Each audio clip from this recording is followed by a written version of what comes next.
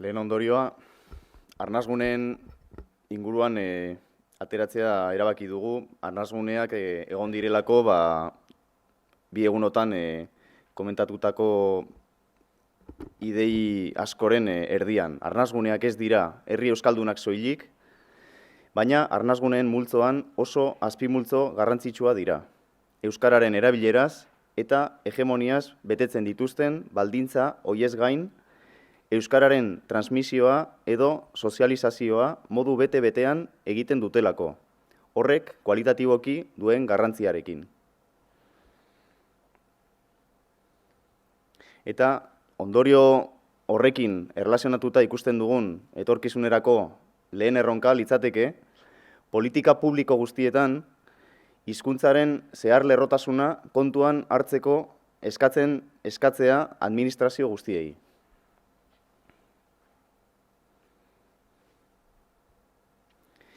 Bigarren ondorioa litzateke lurralde antolakuntza eta hirigintza ez direla neutroak, eragin zuzena dutela berezko hizkuntzan.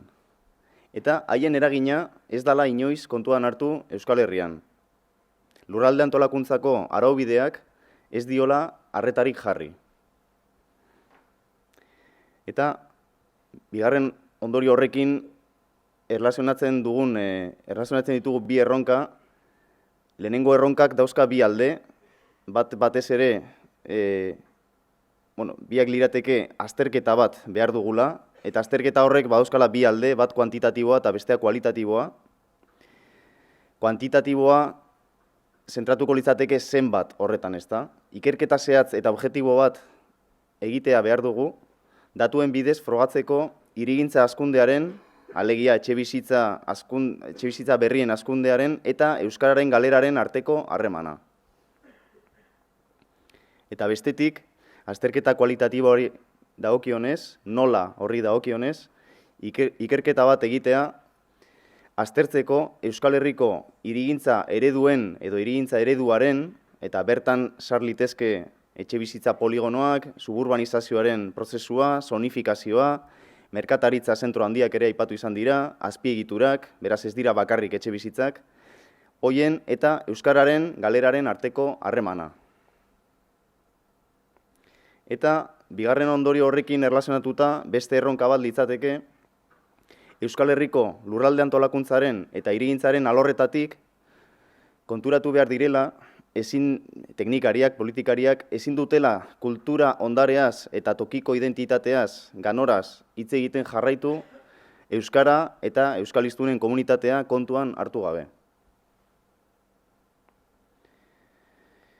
Hirugarren ondorioa hurrengoa litzateke. Europako beste herrialde batzuetan aspalditik daudela kezkatuta gai honekin, hirigintzaren eta hizkuntzaren arteko harremanarekin. Eta horrekin erlazionatutako erronka litzateke, hain zuzen ere, beste herrialde horiekin harremanak lantzea, eredu teoriko eta praktiko eragingarrien bila.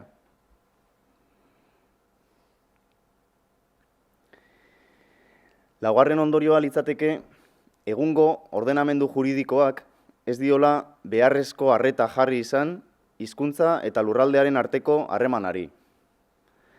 Batzuetan gainera, iruditzen zaigu aurrera pausuak eman nahi izan direnean, UEMaren kasua aipatu da gaur goizean, auzitegiek oztopo juridikoak jarri dituztela. Eta horren aurrean erronka litzateke hizkuntza politika territorializatzea.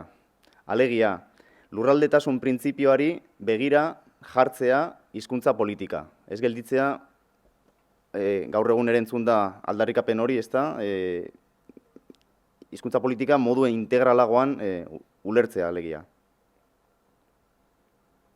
Eta beste erronka bat ondorio horrekin lotuta litzateke gai hau, hirigintza eta lurralde antolakuntza eta euskararen arteko erlazioa, Euskal Herriko politikaren agendan sartzea, gutxienez Euskal Autonomia Erkidegoko lurralde antolakuntzako tresnetan, lurralde antolatzeko gidalerroetan, aipatu izan ditugu, lurralde plan partzialetan, bereziki, nahiz eta beste batzuk ere egon, kontuan har dadin erlazio hori.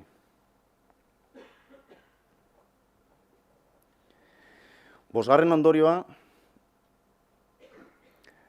izango litzateke egungo paradigmek mugak dituzte euskal komunitatea osorik babesteko eta indar berritzeko.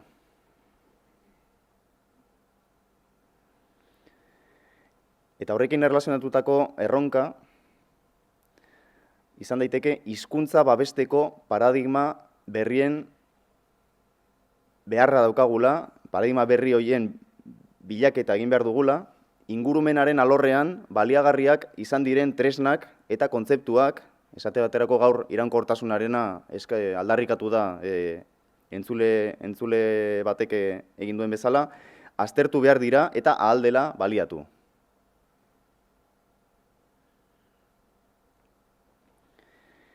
Eta seigarren eta azken ondorio, gero zuekin osatuko ditugunak, izango litzateke gaia sozializatu eta gizarteratu behar dela.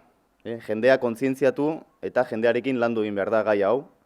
Arriskuez ohartaraziz, pixkat alde negatiboan, baino baita alde positiboan aukerez eta indargune posibleez ere hitz egiten.